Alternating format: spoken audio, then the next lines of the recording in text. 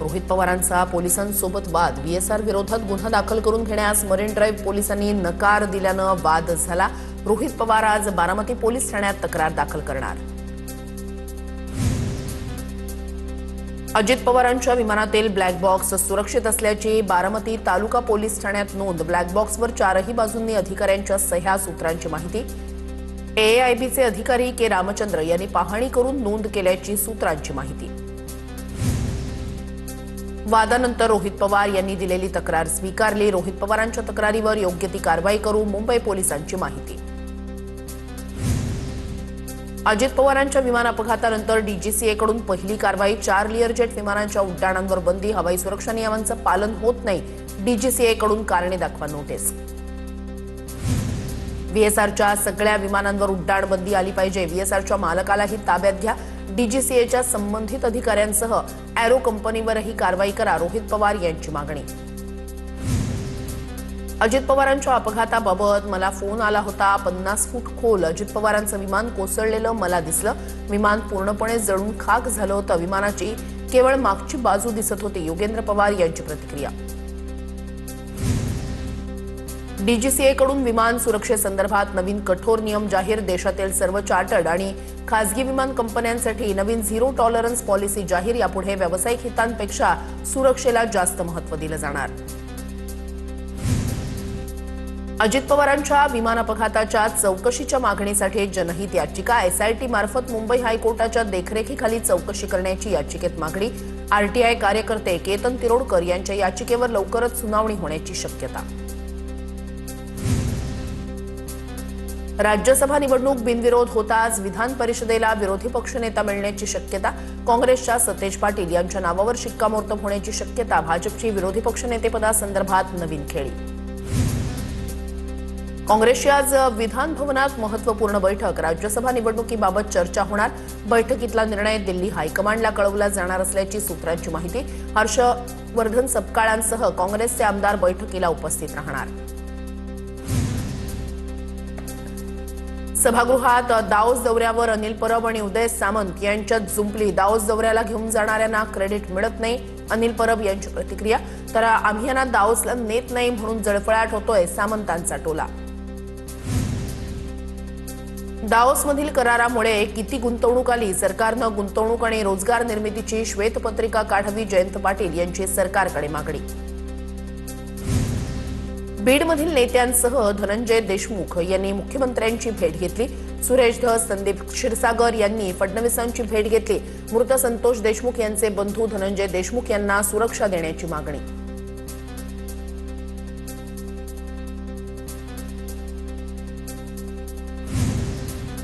लहान मुलांच्या माध्यमातून ड्रग्ज विकले जातात, ड्रग्ज येतात कुठून ते शोधायला हवं, हे थांबवण्यासाठी सरकार म्हणून आपण काही करणार आहात का, निलेश राणेंचा विधानसभेत सवाल।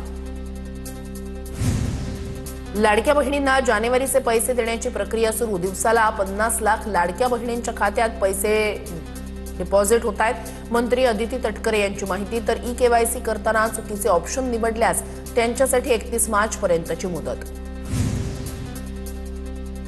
राज्य शासकीय आणि इतर पात्र कर्मचाऱ्यांच्या महागाई भत्त्यात 3% वाढ करण्याचा निर्णय, महागाई भत्ता 55% वरून 58%वर, वित्त राज्यमंत्री आशिष जयस्वाल यांची विधान परिषदेत घोषणा।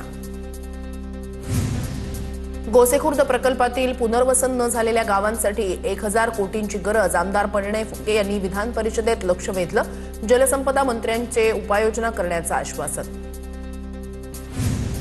शक्तीपीठ महामार्गापेक्षा पुणे मुंबई एक्सप्रेस वेकडे लक्ष द्या, मी विरोधात बसतो म्हणून माझ्या मतदारसंघात शक्तीपीठ महामार्ग टाकला, जयंत पाटील यांची राज्य सरकारवर टीका।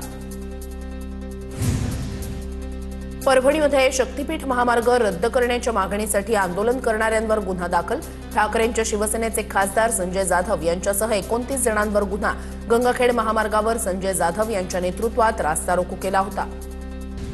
मुंबईकरांवर नव्या कराचा बोजा पडणार, 500 स्क्वेअर फुटाखाली असणाऱ्या घरांना पाणीपट्टी मलनिस्सारण कर आकारला जाणार, याआधी 500 स्क्वेअर फुटाखालील घरांमध्ये सरसकट मालमत्ता करासोबतच पाणीपट्टी आणि मलनिस्सारण कर माफ केला जात होता। 36,000 कोटी रुपये कुठे खर्च करणार याची श्वेतपत्रिका द्या, बीएमसीच्या विरोधी पक्षनेत्या किशोरी पेडणेकर यांची मागणी, आम्ही 91,000 कोटींच्या ठेवी ठेवूनही विकास केला, पेडणेकरांचा टोला. मुंबईकरांची वाहतूक कोंडी सुटण्याची चिन्ह नाहीच. मुंबई महापालिका क्षेत्रात तब्बल 101 पुलांची बांधणी किंवा दुरुस्ती सुरू, फक्त 24 पुलांची कामं पूर्ण, उर्वरित पुलांचं काम सुरू असल्यानं वाहतूक कोंडी. दक्षिण मुंबईतील वाहतूक सुरळीत करण्यात मोठं पाऊल. दक्षिण मुंबईतील बेलासिस पूल आज वाहतुकीसाठी खुला होणार. आज मुख्यमंत्री, उपमुख्यमंत्री आणि महापौरांच्या उपस्थितीत उद्घाटन होणार. तर बेलासिस पुलावर बस स्थानक नसल्यानं नागरिक आक्रमक. मुंबईच्या ट्रॅफिकवर कोट्यवधींच्या मल्टी मॉडेल टनेल कनेक्टिव्हिटीचा उतारा. मुंबई महापालिका क्षेत्रात बहुस्तरीय बोगद्यांचं जाळं विकसित केलं जाणार. दादर परिसरात अनधिकृत फेरीवाल्यांविरोधात पालिका आणि वाहतूक पोलिसांची संयुक्त मोहीम. कारवाईमुळे रेल्वे स्थानक परिसर आणि प्रमुख रस्ते मोकळे. हजारो फेरीवाल्यांवर दंडात्मक कारवाई.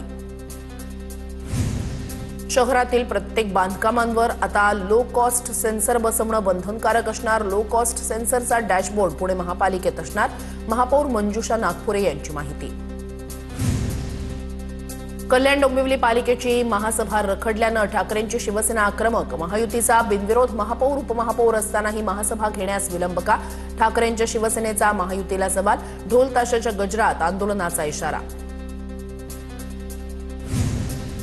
भिवंडी पालिका भंडारगृहात अनेक वाहनं वापराविना धुळखात पडून सार्वजनिक निधीचा अपव्यय होत असल्याचा मनसेचा आरोप. कचरा उचलणाऱ्या शेकडो हातगड्या धुळखात पडून कंत्राटदारांचं हित साधण्यासाठी भ्रष्टाचार केल्याचा मनसेचा आरोप. देशाच्या राष्ट्रपती द्रौपदी मुर्मू महाराष्ट्र दौऱ्यावर. त्यांच्या हस्ते नागपूरमधील ब्रह्मकुमारीजच्या राज्यव्यापी मोहिमेचा शुभारंभ. जामठा इथल्या विश्वशांती सरोवर इथे कार्यक्रमाचं आयोजन. भाजप नेते आणि महाराष्ट्र राज्य सहकार परिषदेचे माजी अध्यक्ष शेखर चरेगावकर यांना बँक घोटाळ्याप्रकरणी अटक. यशवंत सहकारी बँकेच्या 112 कोटींच्या घोटाळ्याप्रकरणी आर्थिक गुन्हे शाखेकडून अटक. 2 मार्चपर्यंत पोलीस कोठडी. बारामती नगरपालिकेसमोर नगरपालिकेच्या कंत्राटी कामगारांचं विविध मागण्यांसाठी साखळी उपोषण. उपोषणाला शरद पवारांच्या राष्ट्रवादीचे नेते युगेंद्र पवार यांची भेट. कंत्राटी कामगारांच्या समस्या जाणून घेतल्या.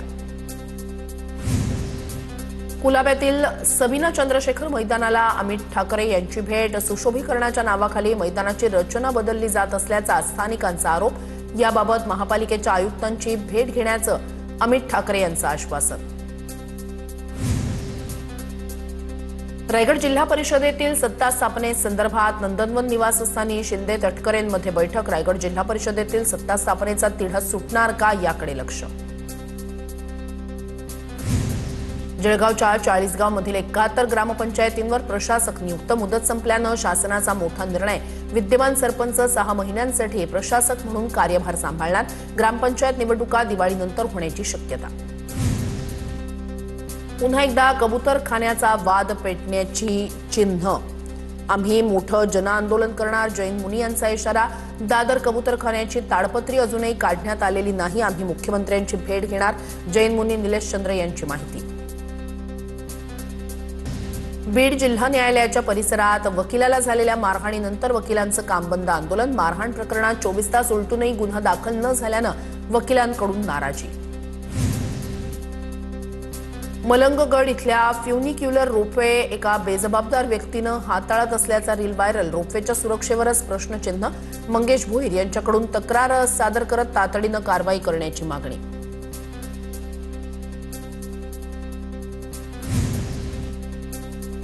भिगवण अपहरण प्रकरणातील तरुणीनं कोर्टात जबाब बदलला. सुधारगृहातील मुक्कामानंतर मुलीची आईकडे परत जाण्याची इच्छा.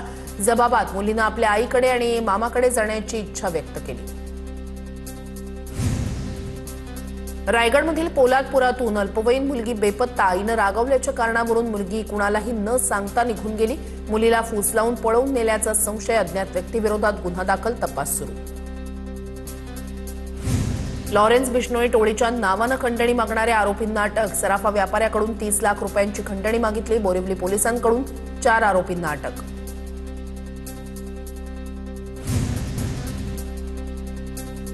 इचलकरंजी शहरालगत असणाऱ्या कबनूर गावात महापुरुषांचा अपमान केल्याप्रकरणी तणावाचं वातावरण.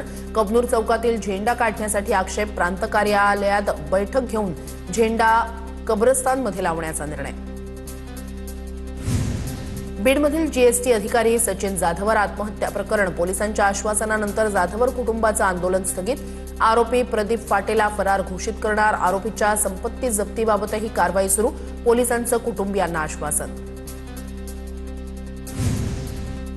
एका हातात पाळण्याची दोरी आणि दुसऱ्या हातात भविष्याची लेखणी. शीतल चित्ते नावाच्या विद्यार्थिनीनं प्रसूतीनंतर अवघ्या 10 दिवसात दिली 12वीची परीक्षा. तिच्या या चिकाटीबद्दल सर्वत्र कौतुक.